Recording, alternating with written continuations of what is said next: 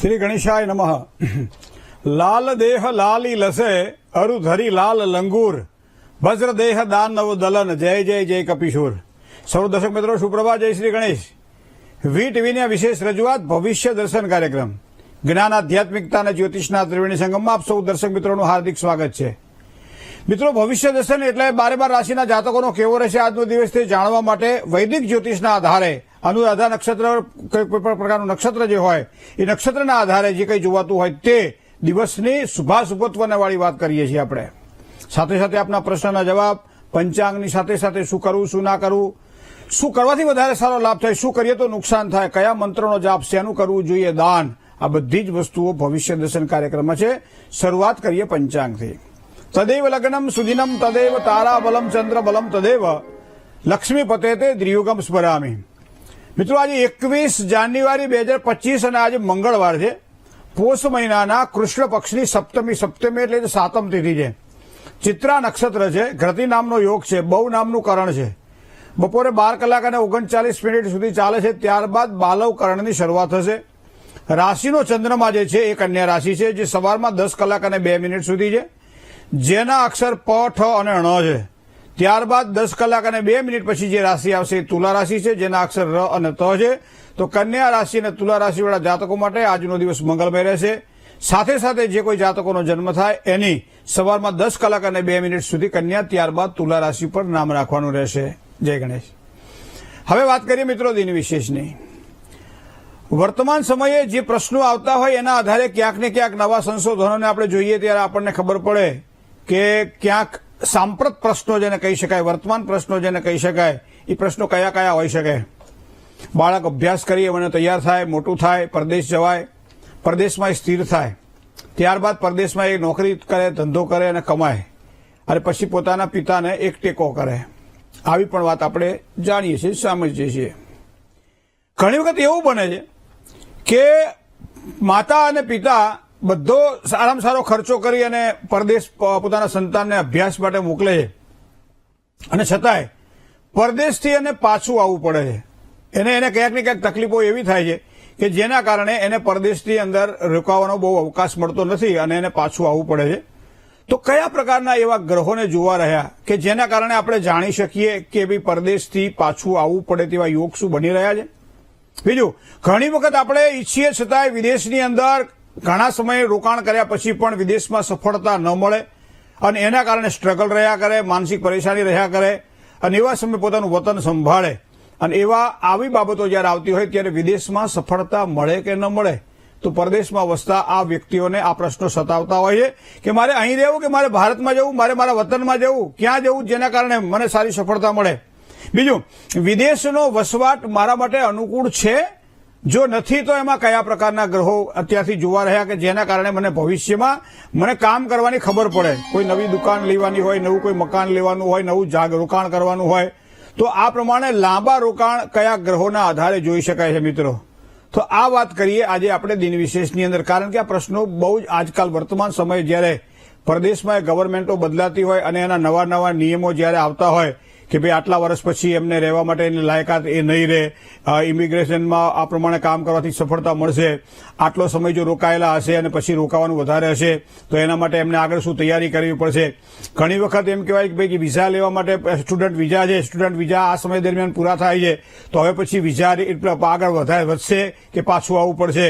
ઘણી વખત એમ થાય કે ભાઈ આપણે કોઈ પણ સારા કામ માટે ત્યાં ગયા છીએ, ધંધા વેપાર માટે કે નોકરી માટે આપણે ગયા છીએ અને નોકરીમાં સારી સફળતા મળશે કે પાછું આવવું પડશે.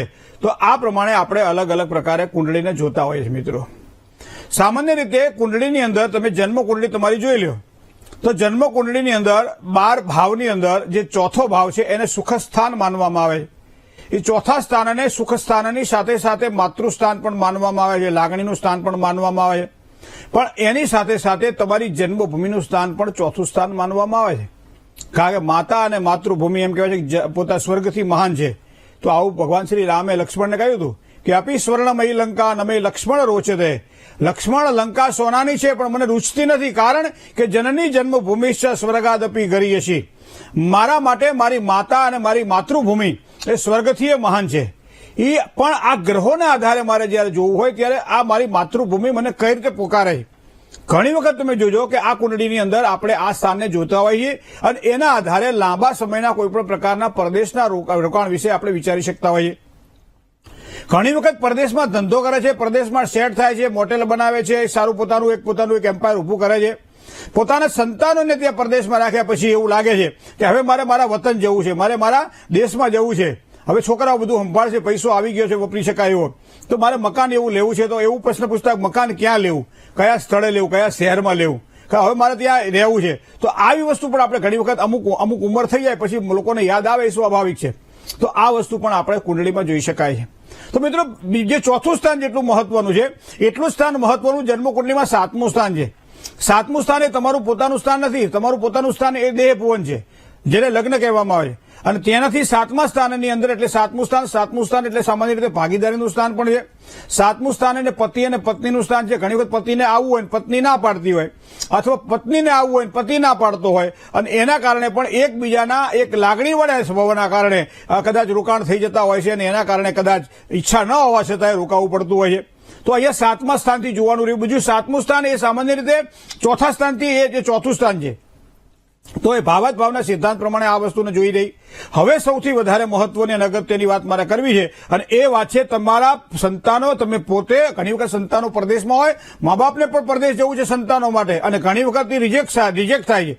સંતાનો ત્યાં હોવા છતાંય બધું બરાબર હોવા છતાંય એને નથી મળતું. તો એવા સમયે તમારા ભાગ્યસ્થાનને તમારે ચેક કરવું પડશે, તમારા ભાગ્યસ્થાનને જોવું પડશે. કારણ કે ભાગ્યસ્થાનને ધર્મસ્થાનની સાથે સાથે લાંબી મુસાફરીના સ્થાન તરીકે પણ જ્યોતિષશાસ્ત્રમાં ઓળખાણ આપેલી છે એની, કે કોઈ લાંબી મુસાફરી કરવાની હોય, પરદેશ યાત્રા કરવાની હોય, પરદેશ જવાનું હોય, પરદેશમાં સ્થિર થવાનું હોય, પ્રદેશમાં રોકાવાનું હોય. પણ આવા સમયે એક વસ્તુને માર્ક કરવી પડે કે ભાગ્યસ્થાનનો માલિક એટલે ત્રિકોણનો માલિક જો કેન્દ્ર કે ત્રિકોણમાં હોય ત્યારે આવા વ્યક્તિને પરદેશ જવાના ચાન્સ ઓછા મળે છે.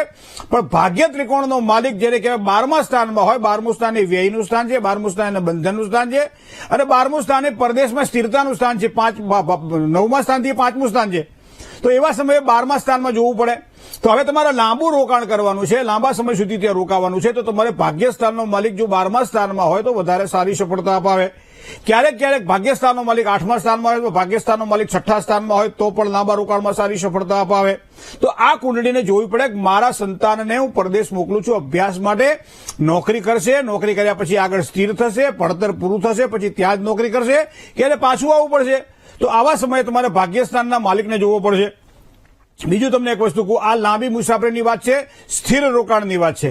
પણ ઘણી વખત એવું બનતું હોય કે છોકરાઓ ભણી લે ત્યાર પછી પાછા આવી જાય, અથવા તો ત્યાં જોબની કોઈ ઓપોર્ચ્યુનિટી ના હોય અને પાછા આવી જાય, અને કાં તો કંઈ પોતાને ગમે નહીં અને એના કારણે પોતાનો પરિવાર યાદ આવે, પોતાના માતા પિતા યાદ આવે, પોતાના ભાઈ બંધુઓ યાદ આવે, પોતાનું વતન યાદ આવે, અને એવા સમયે પોતે જે જગ્યાએ કામ કરતા હોય જગ્યા છોડીને પાછા માતૃભૂમિમાં આવી જાય છે. તો એનું મૂળ કારણ છે કે ભાગ્યસ્થાનનો સ્વામી ગ્રહ જ્યારે તૃતીય પરાક્રમ સ્થાનમાં બેઠેલો હોય ત્યારે મોટા ભાગે આવું જોવા મળે છે. એ શોર્ટ ટર્મની મુસાફરીથી અને સંતોષ થાય અને ક્યાંક થોડું ઘણું કમાઈને પાછું પોતાના વતનમાં આવી જાય. તો આ વસ્તુ કુંડળીના આધારે જોવી પડે છે મિત્રો. હવે તમે જુઓ, ચોથા સ્થાનના સ્વામીને ભાગ્યસ્થાનના સ્વામી સાથે ક્યાંક ને ક્યાંક એક મિત્રતા સારી હોય, અથવા તો એક મેળાપડી સારું હોય, બંને મિત્ર ગ્રહો હોય, એક રાશિમાં બેઠેલા હોય, પરસ્પર એમ કહેવાય છે પરિવર્તન યોગ કરતા હોય, ત્યારે આવા વ્યક્તિને પરદેશમાં રોકાણ માટેની સંભાવનાઓ પ્રબળ બને છે. પણ ભાગ્યસ્થાનના માલિકને જો 6ઠ્ઠા સ્થાન સાથે પરિવર્તન યોગ હોય, અથવા 6ઠ્ઠા સ્થાનનો માલિક અને ભાગ્યસ્થાનનો માલિક જો એક પડેલા હોય તો આવા વ્યક્તિને ક્યારેક પાછું આવવું પડે છે. ઘણી વખત અમારે ઘણા બધા પ્રશ્નો આવે છે કે સપ્ટેમ્બર મહિનામાં અમારા વિઝા પૂરા થઈ જાય છે અને એના કારણે પછી આગળ એપ્લાય કરવું કે પછી પાછું આવી જવું. ઘણી વખત એમ થાય કે ભાઈ નોકરી કરીએ છીએ પણ નોકરીમાં સારી સફળતા મળતી નથી, પરદેશમાં ગયા છીએ તો પરદેશની અંદર અમારે ધંધામાં કોઈ રોકાણ કરવું, કોઈની સાથે ભાગીદારી કરવી કે પછી અહીંયા પાછું આવી જવું. આવા બધા ઘણા બધા પ્રશ્નો આપણા જીવનની અંદર ખાસ કરીને સંતાનોના જ્યારે વિકાસ માટે, સંતાનોની પ્રગતિ માટે, સંતાનોના ભાગ્યોદય માટે માતા પિતા કાયમ આ ચિંતા કરતા હોય છે. અને એવા સમયે જ્યોતિષશાસ્ત્ર તમારા માટે પતાસા જેવું કામ કરે છે. મોઢામાં મૂકો એટલે ગળપણ આવી જાય, એક સાચું માર્ગદર્શન આપે છે. ક્યાંક કદાચ આપણા ભાગ્યમાં ન લખેલું હોય તો એ પ્રાપ્ત થતું નથી, પણ આપણા ભાગ્યમાં જો લખેલું હોય તો પ્રયત્ન કરવાથી અથવા તો શું પ્રયત્ન કરવાથી સારી સફળતા મળે એ જ્યોતિષશાસ્ત્રના આધારે આપણે જોઈ શકીએ છીએ મિત્રો. તો ભાગ્યસ્થાનને ખાસ જોવું પડશે તમારે કુંડળીની અંદર. ભાગ્યસ્થાનનો માલિક જો 12મા સ્થાનમાં બેઠેલો છે, ભાગ્યસ્થાનનો માલિક 8મા કે 6ઠ્ઠા સ્થાનમાં બેઠેલો છે તો વિશેષ કોઈ ચિંતા કરવાનું કારણ નથી, એ સફળતા એને પ્રાપ્ત થવાની જ છે. ચોથા સ્થાનના માલિકને ભાગ્ય સ્થાનના માલિક સાથે, ચોથા સ્થાનના માલિકને સાતમા સ્થાનના માલિક સાથે કદાચ કોઈ સારો સંબંધ છે અને એના કારણે એની મિત્રતાના કારણે પણ કદાચ એને સફળતા સારી મળે. બાકી કદાચ જો આવું ના હોય તો પછી શું થાય, ભાગ્ય તો આપણું આપણા કુંડળીમાં લખેલું હોય પણ ત્યાંના ગવર્મેન્ટ કોઈ કાયદાઓ બદલી નાખે કે ભાઈ આટલા વર્ષ પછી અહીંયા રોકાવા માટે તમારે ફરતી પાછું એપ્લાય કરવું પડશે, ફરતી પાછું આમ કરવું પડશે, અહીંયા નવા કાયદાઓ બદલાઈ ગયા છે માટે એને રોકાણ માટે શક્યતાઓ કદાચ નથી, કોઈ નવી સરકાર આવી ગઈ છે એને નવા કાયદાઓ ઘડ્યા છે.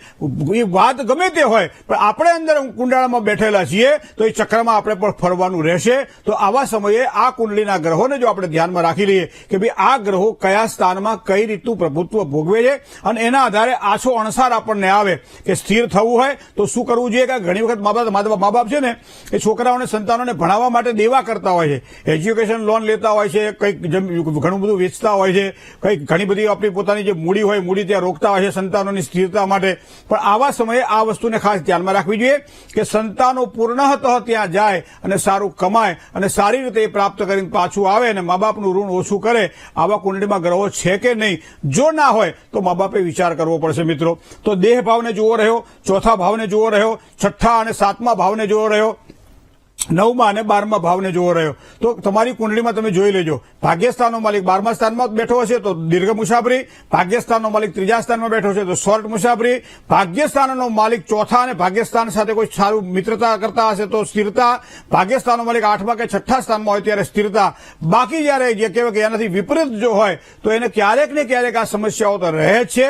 અને આ ગ્રહોના આધારે હું તમે જોઈ શકીએ છીએ કે લાંબા રોકાણ પરદેશમાં થશે કે નહીં થાય, પરદેશમાં સારી સિદ્ધિ મળશે કે નહીં મળે, પરદેશમાં સ્થિરતા થશે કે નહીં થાય, અથવા પરદેશથી મને લેણું છે કે નહીં. આટલું જો કુંડળી આપણને બતાવી દેતી હોય તો પછી આપણે જો નિર્ણય લેતા હોય તો સમજી લેવાનું ભગવાન આપણી સાથે છે અને યોગ્ય માર્ગદર્શન દ્વારા પ્રમાણે આપણે આગળ ચાલવું જોઈએ.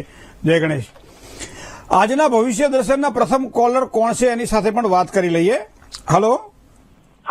જય ગણેશ. જય ગણેશ. હું અમદાવાદથી બોલું છું. મારા છોકરા માટે મારે વાત કરવાની છે. એના લગ્ન યોગ ક્યારે છે, કઈ રાશિ જોડે થશે ને ક્યારે, ને એનું આરોગ્ય કેવું રહેશે.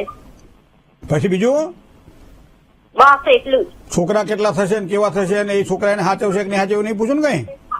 ના ના. જન્મ તારીખો, હે જન્મ તારીખ જન્મ તારીખ છે 30/11/1999.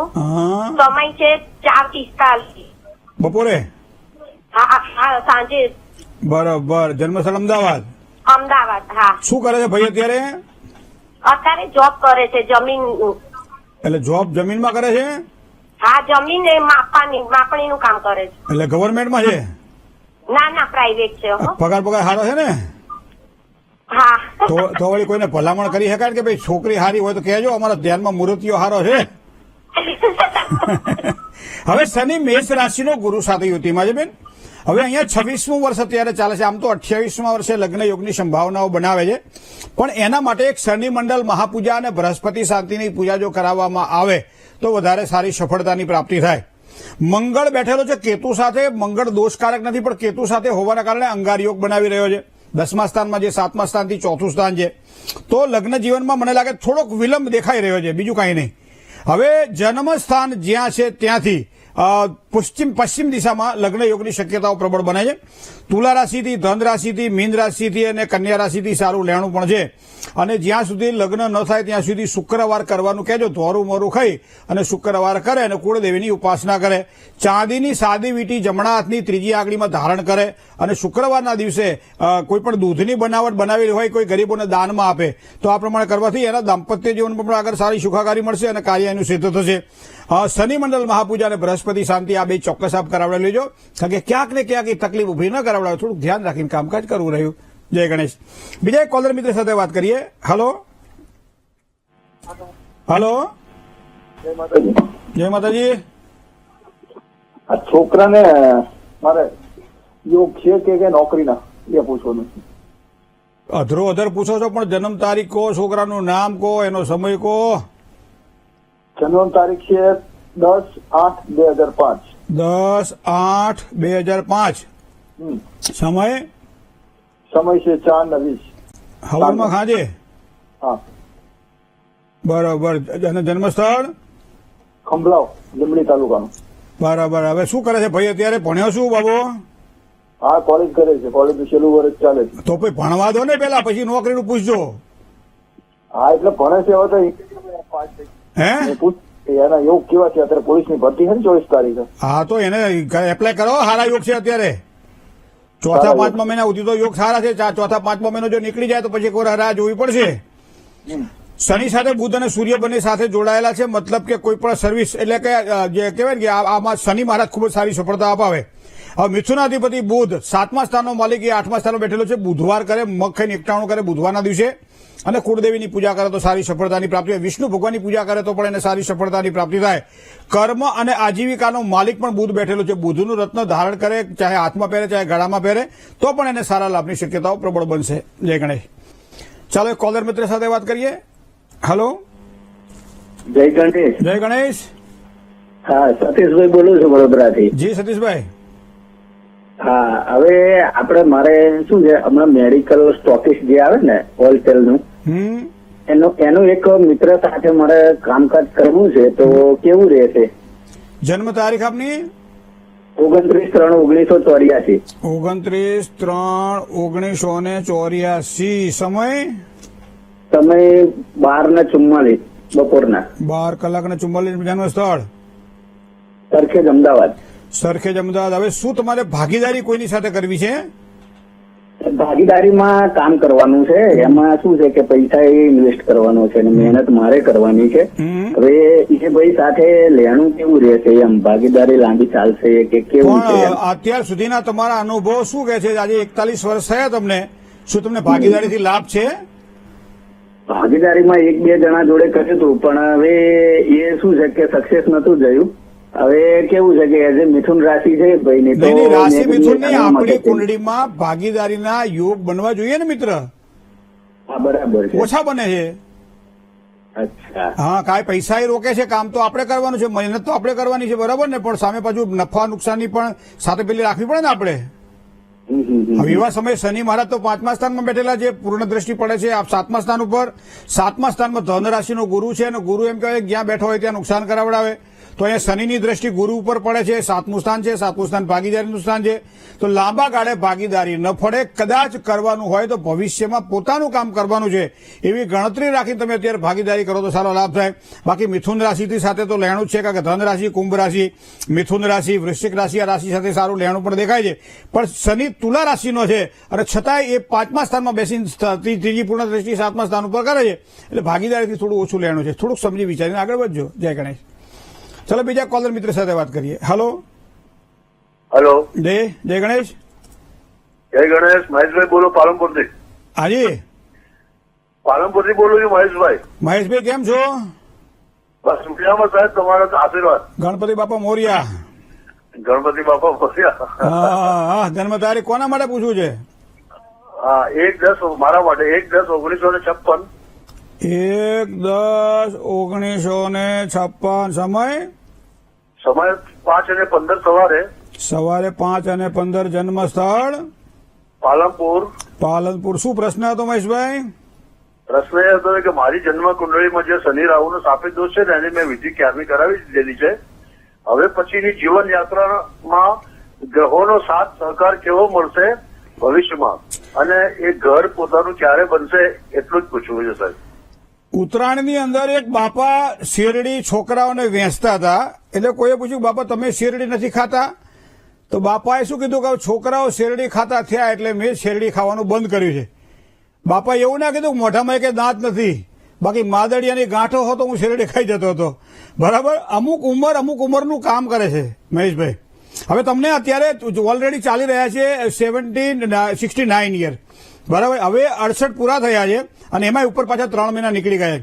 ચોથા સ્થાનમાં રહેલો શનિ અને રાહુનો શ્રાપિત યોગ કાયમ હંમેશા સંઘર્ષ આપે, ચાહે પરિવારની વાત હોય છે, બધું હોવા છતાં ક્યારેક ક્યારેક એમ કહેવાય છે કે આપણી પાસે કશું ન હોવાનું એક ફિલિંગ કરાવડાવે. એ આ શનિ રાહુનો શ્રાપિત યોગ છે. કારણ કે સફેદ કપડું આખું હોય ને, પણ એક નાનકડો આમાં ડાઘ જો કાળો હોય ને તો એ તરત દેખાઈ આવે.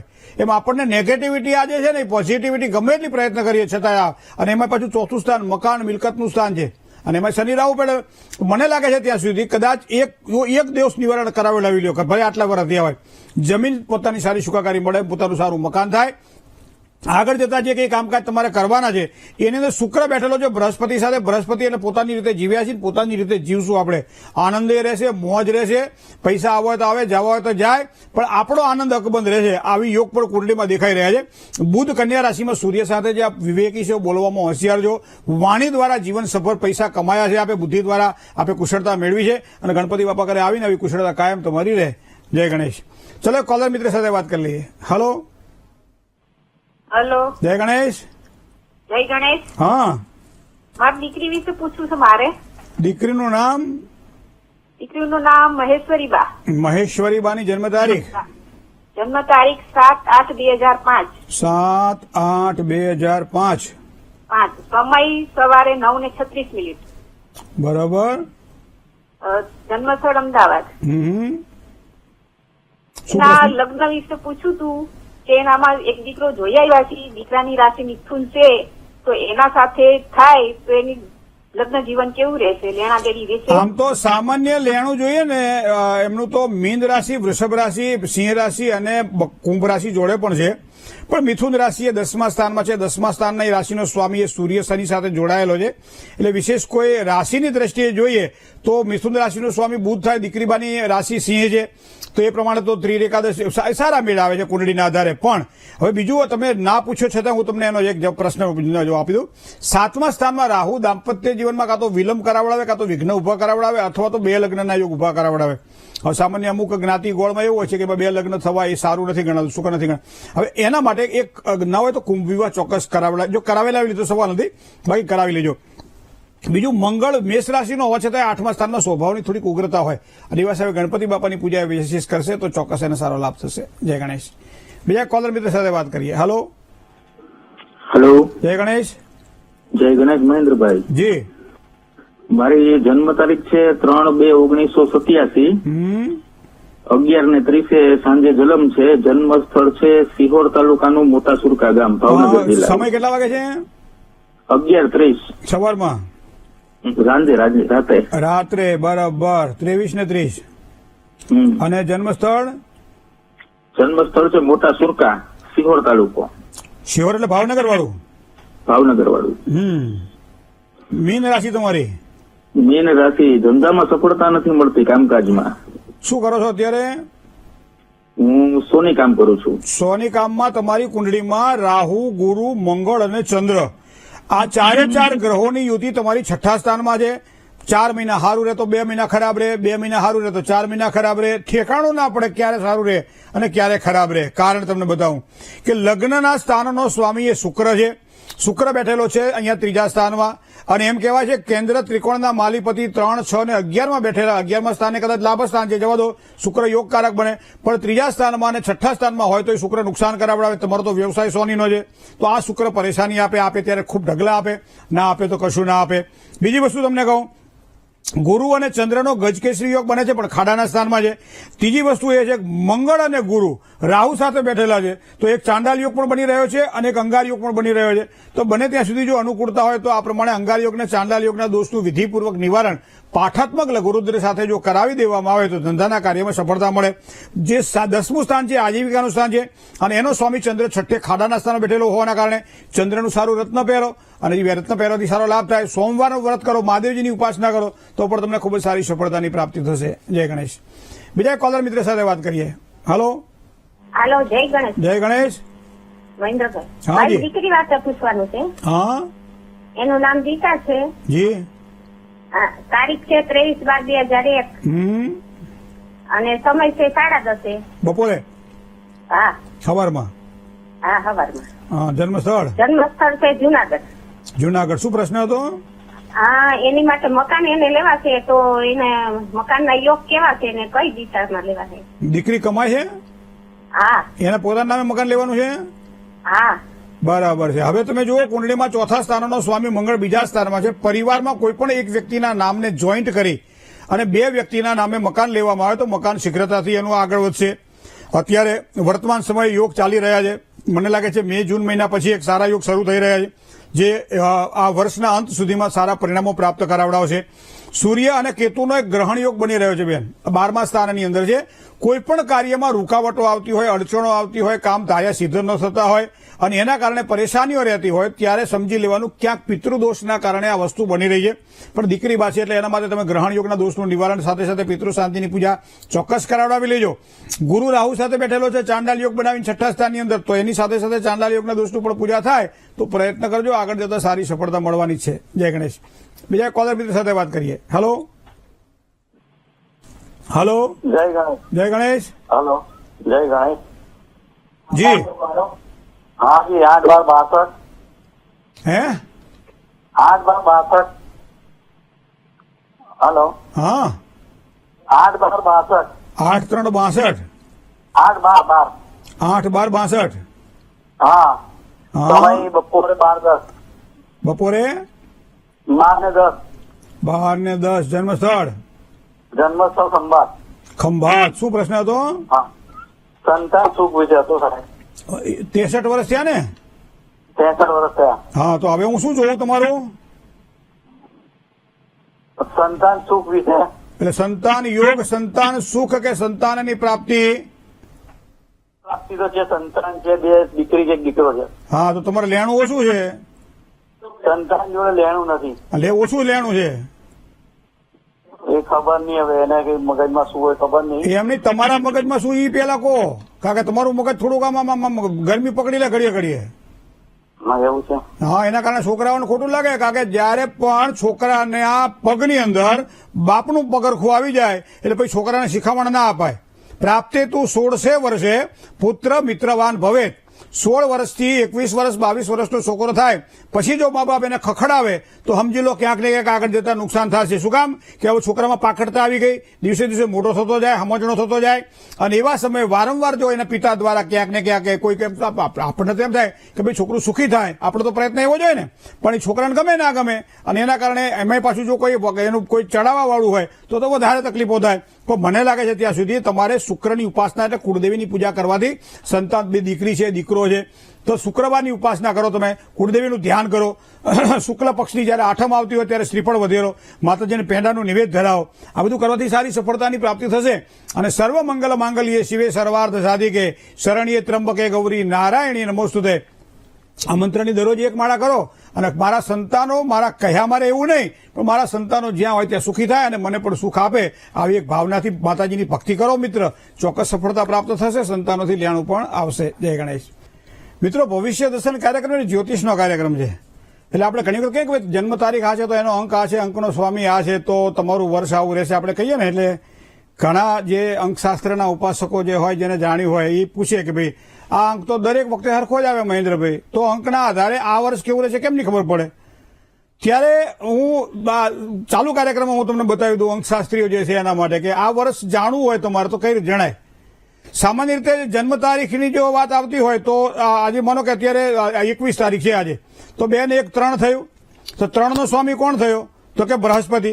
હવે 2025માં આ જન્મ તારીખ આવે છે તો 2025નો સરવાળો કરો, બરાબર, તો એનો સ્વામી પાછો મંગળ થાય છે. તો મંગળને અને બૃહસ્પતિને કેવું લેણું રહે અને એના આધારે આપણે નક્કી કરી શકીએ કે આગામી વર્ષ અંકશાસ્ત્રની દ્રષ્ટિએ કેવું રહેશે. તો આજની જેની જન્મ તારીખ છે એવા તમામ દર્શક મિત્રોને પહેલા તો ખૂબ ખૂબ શુભકામનાઓ. દરેક પ્રકારની સારી સુખાકારીની પ્રાપ્તિ થાય. આગામી વર્ષ તમારા માટે થોડુંક સંઘર્ષવાળું એટલા માટે રહેશે કે મંગળ અને ગુરુના આ યોગ ક્યાંક તમારી પોતાની એક સાચી અને નવી ઓળખાણ કરાવડાવશે. તમારા સંઘર્ષમાંથી જે સફળતા મળશે એ તરસ્યાને જે પાણી મળે, જે આનંદ થાય એવો આનંદ આ વર્ષ દરમિયાન થવાનો છે. માનસિક શાંતિ તો કદાચ મળે ના મળે, પણ કાર્યમાં લાભ થાય અને એના કારણે તમને વધારે કામ કરવાની ઈચ્છા થાય. વિદ્યાર્થીઓને સારા માર્ક મળે તો હજી થોડો અભ્યાસ વધારે કરી લે આવી ભાવના થાય. નોકરિયાત વર્ગને પગાર વધારો અથવા તો કોઈ ઇન્ક્રીમેન્ટ અથવા તો કોઈ સારું કામકાજ કર્યું હોય જેના કારણે થોડો લાભ મળે, તો સંપત્તિનો પૈસાનો લાભ મળે, મકાન મિલકતને ખરીદી કરવાની હોય. ધંધાકીય ક્ષેત્રમાં કામ કરવાવાળા વ્યક્તિઓ માટે તો ખૂબ જ શ્રેષ્ઠ સમય છે જ આ સમય દરમિયાન. દાંપત્ય જીવનમાં પણ સારો સમય મળે, પતિ પત્નીના વિચારો સારા થાય, બધા જ સારા યોગો બની રહ્યા છે. હવે એક જ વસ્તુ ધ્યાનમાં રાખવાની છે, આવ નહીં આદર નહીં, નહીં નેનો મેં નેહ, वो घर कभी न जाइयो चाहे कंचन बरसे में. જ્યાં આપણો આદર ન હોય, જ્યાં આપણું માન ન હોય, જ્યાં આપણો ઉત્સાહ અને વધારવાળો કોઈ વ્યક્તિ ના હોય, તો બને ત્યાં સુધી ત્યાં ઓછું રહેવું. આ વર્ષ દરમિયાન આ વસ્તુને ધ્યાનમાં રાખવી પડશે અને દર ગુરુવારના દિવસે 3 કે 5 કેળા લઈ અને ગાયને ખવડાવી દેવામાં આવશે તો ચોક્કસ તમને સારામાં સારી સફળતા બધી રીતે પ્રાપ્ત થશે. હવે જેની આજે મેરેજ એનિવર્સરી છે, જેની આજે લગ્નતિથિ છે, એવા તમામ દંપતીને પહેલા તો ખૂબ ખૂબ શુભકામનાઓ. દાંપત્ય જીવનની સારી સુખાકારીની પ્રાપ્તિ થાય. ઘરની અંદર કોઈ એવા કામ કરો જેના કારણે માન વધે, ઇજ્જત વધે, પ્રભુત્વ તમારું વધે. ઘણી વખત ન બોલ્યામાં નવગુણ પણ હોય છે. આજ નહીં તો કાલ બોલી લેવાય, પણ એવું કરશો તો એનાથી સારો લાભ થવાનો છે. પતિ પત્ની વચ્ચે કદાચ થોડીક મનવેળ ઓછો જણાય, પણ એનું કારણ મૂળ વાણી દ્વારા અસંયમ છે. તો વાણીને સંયમિત બનાવશો તો આ દાંપત્ય જીવનમાં આ વર્ષ દ્વારા ખૂબ જ ક્રોધ ના કરતા. એક વસ્તુ પતિ હોય કે પત્ની હોય, બને ત્યાં સુધી આ વર્ષ દરમિયાન ક્રોધ બને એટલો, ક્રોધ તો દરેકમાં પડે જ હોય છે, બરાબર, પણ ઓછો બને એટલો કરજો. એના કારણે સારી સફળતાની પ્રાપ્તિ થશે. એની અસર સંતાન ઉપર ન પડે તમારા ક્રોધની, એ પણ તમારે ધ્યાન રાખીને કામકાજ કરવું પડશે. પણ એકંદરે તમારા માટે સમય સારો છે. વધારે સારી સફળતા માટે દર મંગળવારના દિવસે ભગવાન ગણપતિને યાદ કરજો. સિદ્ધિ અને બુદ્ધિ સાથે ભગવાન કરેલી ગણપતિની પૂજા તમને ખૂબ જ સારું પરિણામ આપશે. અને મંગળવારે ગણપતિની પૂજા કરીને ધરો અને ગોળ ચડાવશો તો સમજી લો દાંપત્ય જીવનમાં ખૂબ જ સારું સુખ મળશે. તન્મે મનઃ શિવ સંકલ્પ મસ્તુ.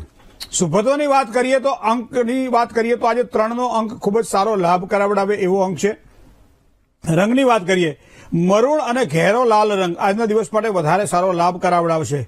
સારા સમયનો વિચાર કરીએ તો સવારમાં 10 કલાક અને 27 મિનિટથી બપોરે 1 કલાક ને 48 મિનિટ સુધીનો સમય એ શ્રેષ્ઠ સમય છે. કોઈ પણ સારું કામકાજ કરવું હોય તો આ સમયને ધ્યાનમાં રાખી અને આગળ વધવું.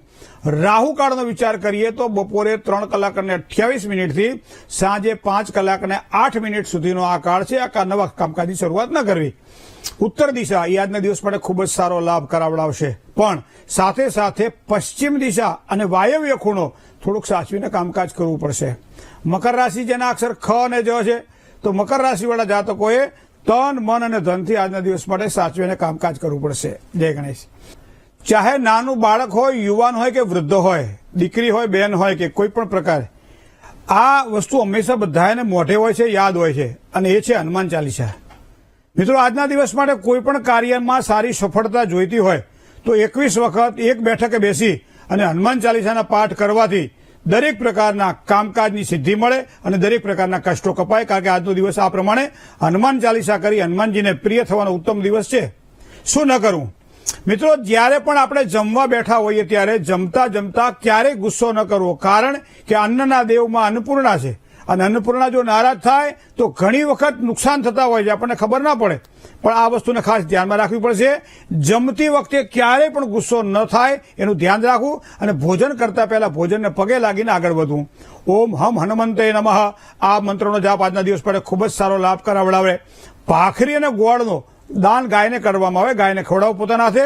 ભાખરી અને ગોળ ગાયને ખવડાવવાથી ખૂબ જ સારી સફળતા આજે પ્રાપ્ત થશે. જય ગણેશ.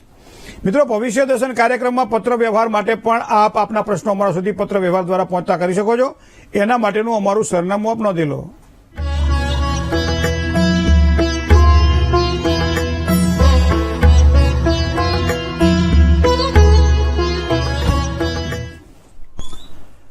ભવિષ્ય દર્શન કાર્યક્રમ આજે બસ આટલો જ. આવતીકાલે નવા વિચારો સાથે ફરીથી મળીશું. મને ડોક્ટર મહેન્દ્ર પંડ્યાને રજા આપશો.